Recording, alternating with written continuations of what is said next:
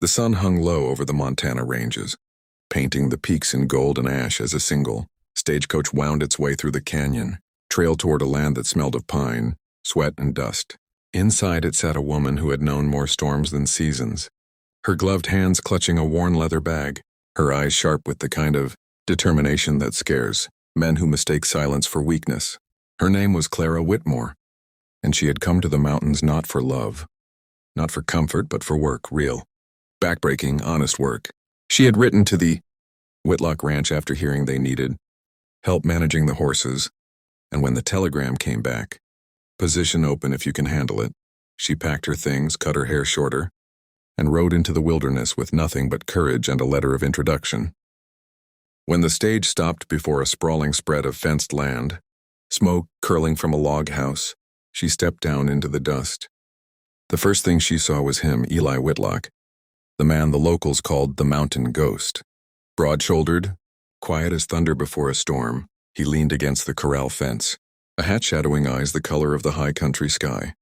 The wind played with the dust around his boots as he watched, her with that stillness that makes a person forget to breathe. "You lost, miss?" he asked, voice deep enough to shake the air. Clara lifted her chin. "No, sir. I'm here about the job." His gaze flicked to her small bag, then back to her face, unreadable. "Job's for a ranch hand, not a lady looking to marry." She met his stare without flinching. "Good thing I'm not here to marry. I'm here to work."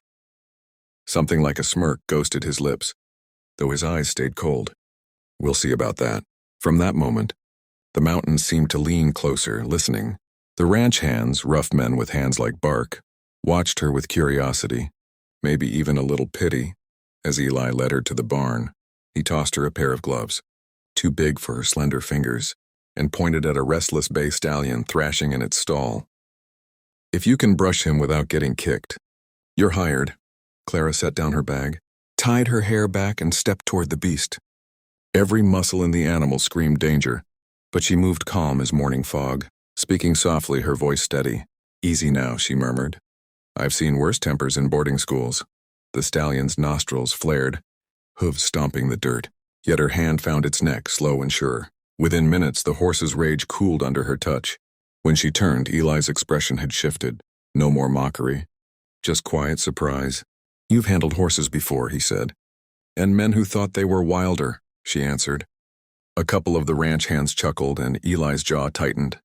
"Fine," he muttered, "you're hired. But don't expect me to go easy on you." "Wouldn't want you to," she said, wiping the dust from her hands. That night, as the sky deepened to violet and the first chill of mountain dusk settled in, Clara sat outside the bunkhouse staring at the stars. She'd made it farther than most women ever dared, yet something in the silence of those peaks whispered that this was only the beginning. From the porch, Eli watched her, just a shape in the fading light, still and sure. He didn't know why he couldn't look away. Maybe it was the way she carried herself, like a storm that hadn't yet broken. Maybe it was the words she'd said, "I'm here to work." He'd heard plenty of talk in his life, but something about hers felt carved from truth. He took a slow breath, turned back to the corral, and muttered under his breath, "We'll see who works who around here." Inside the barn, the horses shifted restlessly, sensing that something new had arrived, a woman with a spine of steel and eyes full of fire. And somewhere in the shadows of the mountain, destiny grinned. The days that followed were carved from sweat and silence. Clara rose before dawn, her breath fogging in the chill as she carried hay, mended fences and broke horses alongside men twice her size. The ranch hands learned quick that she didn't flinch from pain or pause for pity. She worked until her palms bled and her shoulders ached, never once asking for help. And always, somewhere nearby, Eli watched, sometimes from the barn doorway, arms folded, face unreadable, sometimes from horseback on the ridge, eyes narrowed against the sunrise. He was a man built by the mountains, scarred, stoic, too proud to need anyone.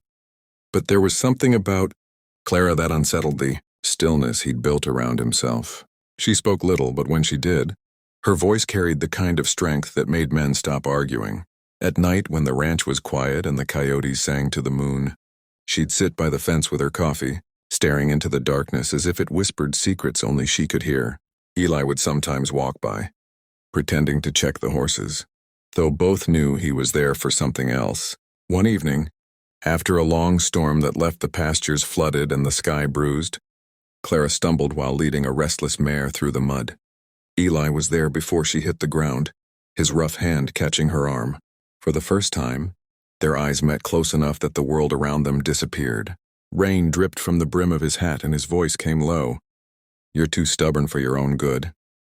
She pulled free, breathless. "And you're too proud to admit you respect that." His lips twitched. Not quite a smile, but close. "You think you know me?" "I know your type," she said, wiping mud from her sleeve.